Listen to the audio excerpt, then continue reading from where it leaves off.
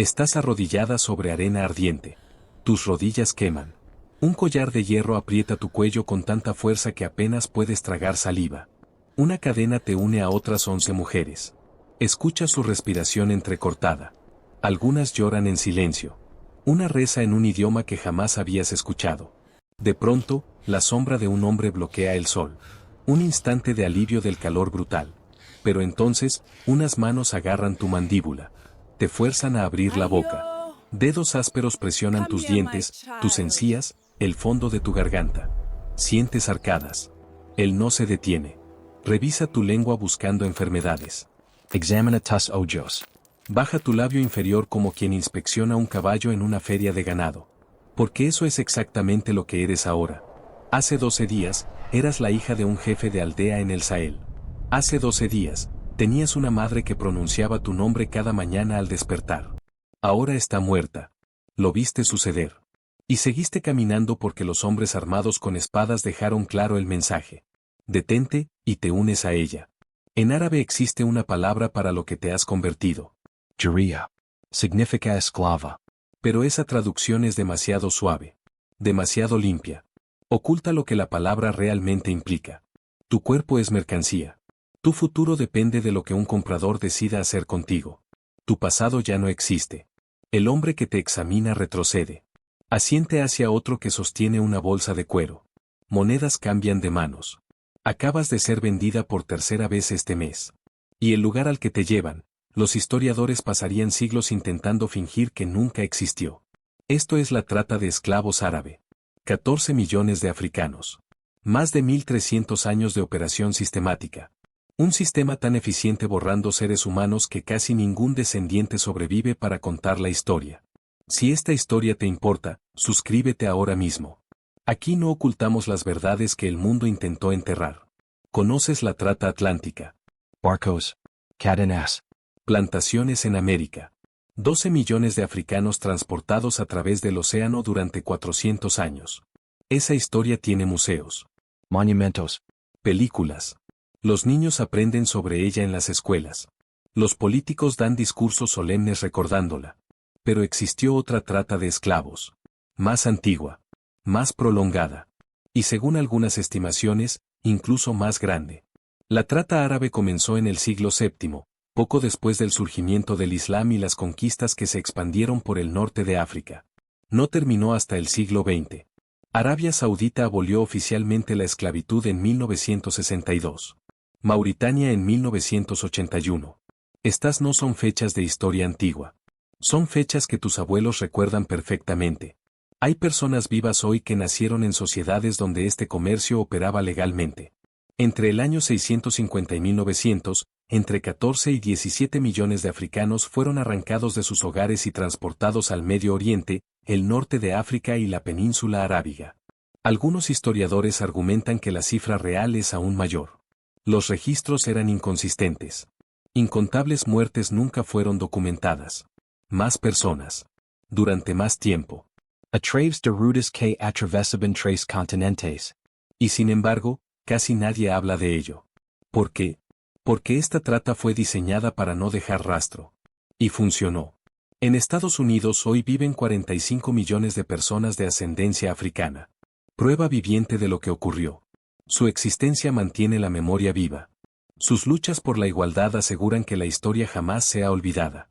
En Medio Oriente, después de 1300 años importando millones de africanos, casi nada. Pequeñas comunidades en Yemen. Poblaciones dispersas en el sur de Irak. Unos pocos miles de afroárabes en Marruecos. Restos diminutos donde debería haber millones. ¿A dónde fueron 14 millones de personas? La respuesta es la parte más oscura de esta historia. Los hombres fueron castrados. Esto no es teoría. Está documentado en cientos de fuentes primarias que abarcan múltiples siglos. Los comerciantes árabes castraban sistemáticamente a los hombres africanos en tasas del 80 al 90%. El procedimiento se realizaba en puntos específicos a lo largo de las rutas comerciales. Los monasterios egipcios se volvieron notorios por ello. Monjes coptos cristianos desarrollaron técnicas que mejoraban ligeramente las tasas de supervivencia. Legermet. Por cada hombre que sobrevivía a la castración, entre 3 y 5 morían por pérdida de sangre, infección o shock. Algunas fuentes sugieren mortalidades aún más altas. Piensa en esa matemática. Si un comerciante necesitaba 100 eunucos vivos para vender en el mercado, podía comenzar con 400 o 500 hombres. El resto moría gritando en la arena. La lógica económica era brutal pero clara. Los esclavos castrados no podían reproducirse. No podían formar familias. No podían crear comunidades que pudieran fortalecerse lo suficiente para resistir. No podían dejar descendientes que algún día exigieran libertad. Trabajaban, envejecían, morían, y eran reemplazados con cautivos frescos de la siguiente redada. Generación tras generación. Durante 1300 años. Pero las mujeres servían una función completamente diferente. Las mantenían intactas. Fértiles. Específicamente valoradas por lo que sus cuerpos podían producir. Y lo que les sucedió es una historia que los registros históricos cuentan solo con eufemismos cuidadosos. En silencios entre palabras. En detalles que los escritores de la época consideraban demasiado indelicados para describir directamente. La máquina requería alimentación constante. Los mercaderes árabes no eran asaltantes. Eran empresarios operando redes comerciales sofisticadas que abarcaban continentes. No atacaban aldeas personalmente. En cambio, crearon sistemas económicos que incentivaban a los africanos a capturar y vender a otros africanos. Las armas fluían hacia el continente. Armas de fuego europeas comercializadas a través de intermediarios árabes. Textiles. Bienes de lujo. Sal, que era preciosa en las regiones subsaharianas. Y a cambio de estos bienes, seres humanos.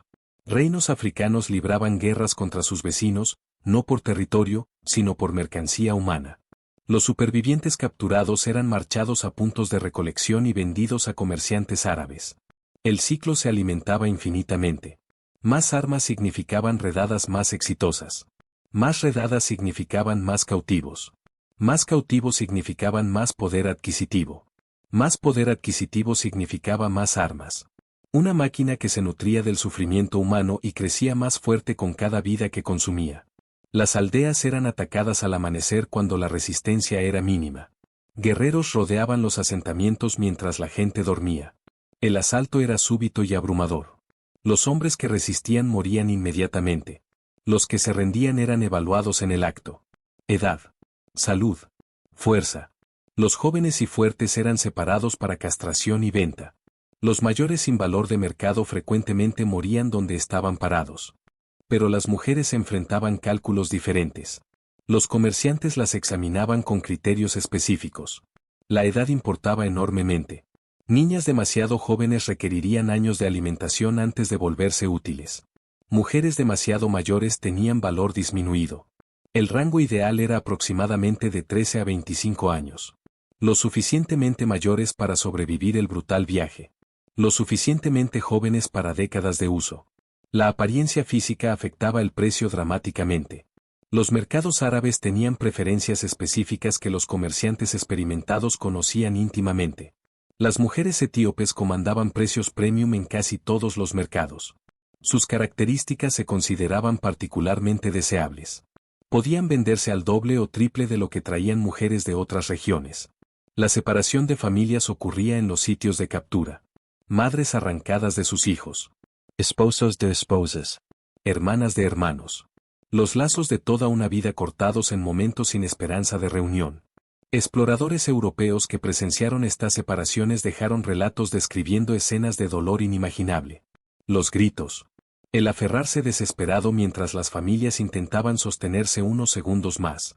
Los momentos finales de contacto antes de que las cadenas se tensaran y personas que se habían amado toda su vida fueran arrastradas en direcciones opuestas. Para nunca volver a encontrarse.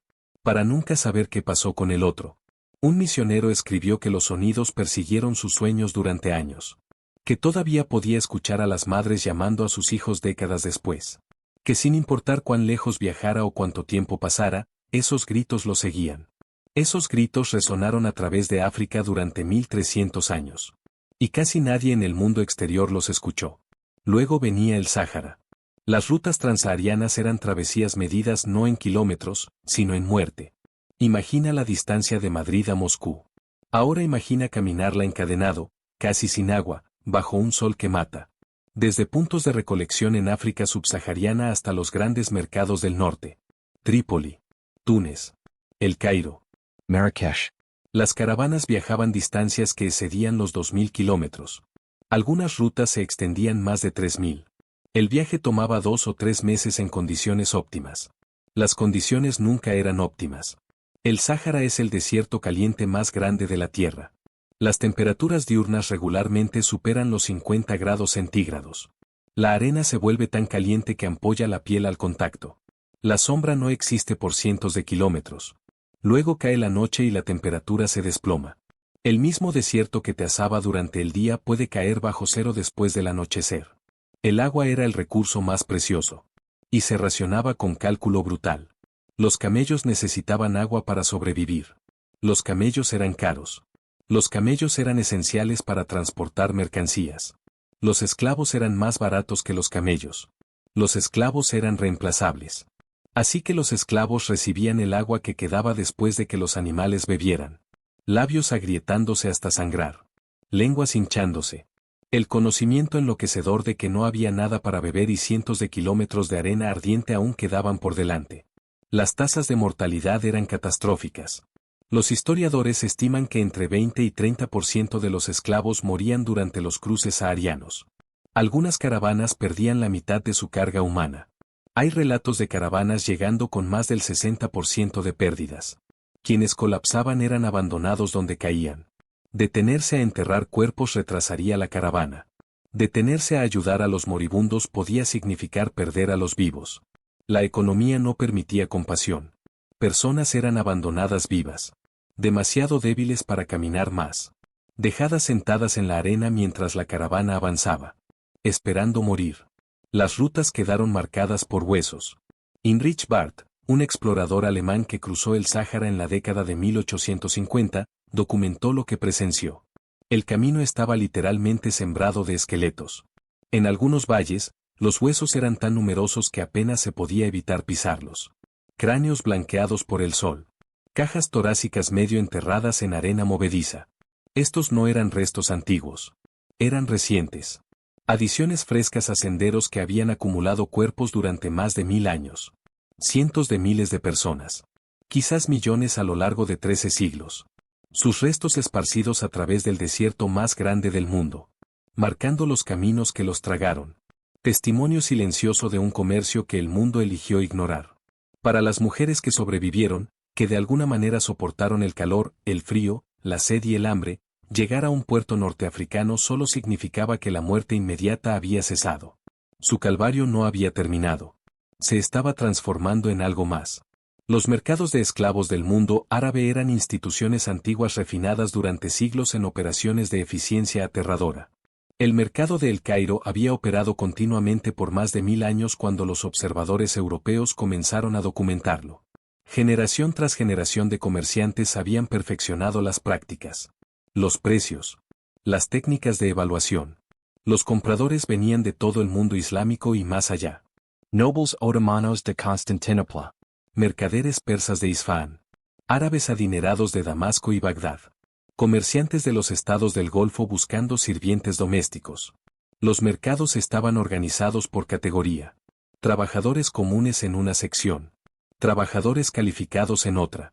Sirvientes domésticos en una tercera.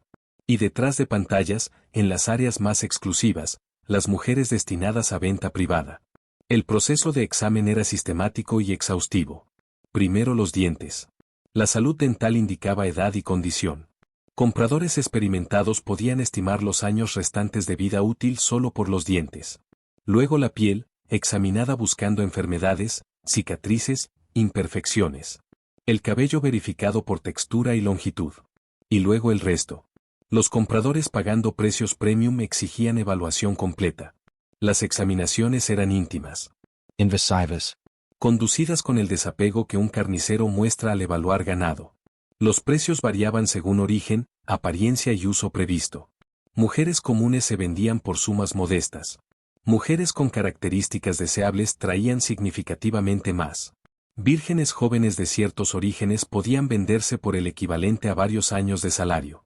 Zanzíbar se convirtió en el mercado de esclavos más grande del mundo del Océano Índico. En su apogeo, 50.000 esclavos pasaban anualmente. La economía entera de la isla giraba alrededor de mercancía humana. David Livingstone presenció el comercio de primera mano. Lo que vio lo cambió para siempre. Escribió, exagerar sus males es simplemente imposible. El tema no admite exageración. Las escenas que he presenciado son tan repugnantes que siempre intento expulsarlas de mi memoria. ¿A dónde iban estas mujeres después de ser vendidas? La respuesta dependía enteramente de quién las compraba y para qué. Los compradores más adinerados construían harenes. Los sultanes otomanos mantenían harenes con cientos de mujeres, a veces miles. El harén imperial del Palacio Topkapi en Constantinopla albergó hasta 2.000 mujeres en varios momentos de la historia.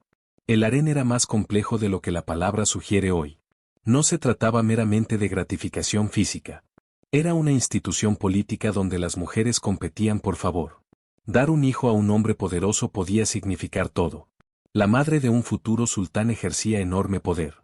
Para una mujer africana capturada, entrar a un harén significaba la eliminación sistemática de todo lo que había sido. Recibía un nuevo nombre. Su idioma era prohibido. Su religión reemplazada.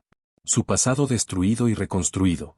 Entrenadores le enseñaban nuevas costumbres, comportamientos, expectativas, cómo caminar, cómo servir, qué era permitido y castigado. Eventualmente, nada quedaba de quien había sido. La persona que su familia amaba desaparecía, reemplazada por alguien creado para servir a sus dueños. Algunas mujeres navegaron esto exitosamente. Unas pocas alcanzaron poder genuino. Kösem Sultán dominó la política otomana durante décadas. Comenzó su vida como una niña esclava capturada de una pequeña aldea griega. Hürrem Sultán se convirtió en esposa legal de Solimán el Magnífico, un logro casi inaudito para una ex esclava. Pero estas eran excepciones tan extraordinarias que la historia registra sus nombres precisamente porque eran inusuales. Por cada Kösem, miles vivieron y murieron anónimas. Usadas hasta que dejaron de ser útiles. Luego descartadas. Los hijos nacidos de estas uniones eran legalmente libres. Frecuentemente reconocidos. Algunos alcanzaron prominencia. Múltiples sultanes fueron hijos de madres esclavas. Pero las madres permanecían esclavas a menos que fueran explícitamente liberadas. A través de generaciones, estos hijos se casaron con poblaciones árabes. Sus rasgos se mezclaron. Su herencia africana se diluyó con cada nueva generación hasta volverse invisible. Hasta desaparecer completamente. Esta fue la eliminación final. No solo de individuos, sino de sus descendientes. No solo de vidas, sino de cualquier evidencia de que esas vidas alguna vez existieron. Si sigues aquí, suscríbete. Esta historia no ha terminado. La trata árabe no terminó con una abolición dramática. No hubo proclamación de emancipación. Ninguna guerra civil peleada por ella. Ningún momento en que el mundo se levantó y la declaró terminada. En cambio, se desvaneció lentamente. Reluctantmente. Bajo presión externa en lugar de despertar moral interno. El poder naval británico gradualmente cerró las rutas de África Oriental a finales del siglo XIX. Las administraciones coloniales suprimieron el comercio transsahariano mientras las potencias europeas dividían África. La presión internacional forzó aboliciones formales a lo largo del siglo XX. Pero el legado no son monumentos ni memoriales. El legado es ausencia. En Medio Oriente hoy, prácticamente no hay descendientes de los 14 millones llevados allí. Los hombres fueron castrados. Los hijos de las mujeres fueron absorbidos en poblaciones árabes. Su herencia diluida hasta desaparecer. Las víctimas se desvanecieron tan completamente que la mayoría de la gente no sabe que existieron. Ninguna película se ha hecho sobre ellos. Ningún feriado conmemora su sufrimiento. Ningún político da discursos en su memoria. En 2020, arqueólogos en Libia descubrieron una fosa común. Cientos de restos. El análisis reveló que eran africanos subsaharianos que murieron en el siglo XVIII o XIX. Casi con certeza esclavos que nunca terminaron el cruce. Que colapsaron y fueron abandonados mientras la caravana seguía adelante. No tenían nombres en ningún registro. Ningún descendiente para reclamarlos. Nadie en ninguna parte del mundo que recordara que alguna vez habían vivido. Sin marcadores de tumba. Sin memorials. Nadie para llorarlos. Solo huesos en el desierto. Evidencia silenciosa de una tragedia que el mundo eligió olvidar. La trata atlántica dejó 45 millones de descendientes que aseguran que la historia nunca sea olvidada. La trata árabe dejó silencio. Nada más que silencio. 14 millones de personas borradas tan completamente que no tenemos sus nombres. La mujer en el mercado. Aquella cuyos dientes fueron examinados. Cuyo cuerpo fue evaluado. Cuya humanidad fue despojada una inspección a la vez. Nunca sabremos cómo se llamaba antes de que le quitaran su nombre. El nombre que su madre le dio. El nombre por el que su aldea la conocía. Pudo haber terminado en un harén de El Cairo compitiendo con docenas de otras mujeres por migajas de atención de un hombre que la poseía. Pudo haber terminado en un hogar de Bagdad cocinando, limpiando y sometida cuando la llamaban. Pudo haber terminado en un palacio en Estambul, olvidada en una esquina cuando su juventud se desvaneció. Pudo haber tenido hijos que nunca aprendieron su idioma original. Que nunca escucharon sus canciones. Que nunca conocieron sus historias ni de dónde venía. Pudo haber muerto en el desierto. Sus huesos uniéndose a millones de otros. Marcando las rutas que la civilización ha intentado olvidar. Lo que sabemos es que existió. Sufrió. Soportó cosas que ningún ser humano debería jamás soportar. Y durante 1300 años, millones como ella alimentaron una máquina diseñada para consumirlas completamente. La trata atlántica tiene monumentos. Museos. Memorials. Días de remembranza. Esta historia tiene arena cubriendo huesos que nadie jamás identificará. Recuérdala. No como un número. No como una estadística. Recuérdala como la hija de alguien. Alguien que rió una vez.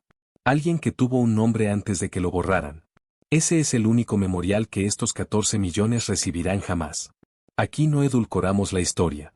Te mostramos lo que realmente sucedió. Si esta historia te importó, dale like. Suscríbete si aún no lo has hecho. Y dime en los comentarios, ¿qué otra historia enterrada deberíamos desenterrar?